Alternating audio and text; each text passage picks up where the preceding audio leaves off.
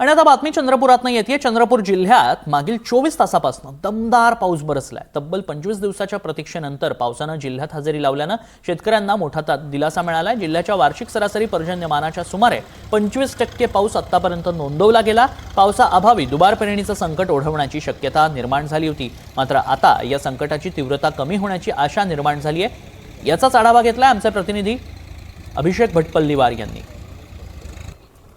2 आठवड्याच्या विश्रांतीनंतर आता काल 24 तासापासून चंद्रपूर जिल्ह्यामध्ये सर्वत्र पावसाला सुरुवात झालेली आहे।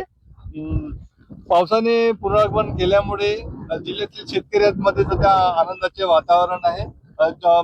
मागील 24 तासापासून पावसाने संथ गतीने रिपरिप पाऊस सध्या सुरू आहे। सातत्याने पावसाचे सोयाबीन आणि कापूस या पिकांना मोठा फायदा होणार आहे। तर जे धान जो उत्पादक शेतकरी आहे ते त्यांना मोठा पावसाची गरज आहे, परंतु या पावसातही 24 तासापासून सुरू असलेल्या पावसामुळे शेतकऱ्यांनी आता रोवण्याला सध्या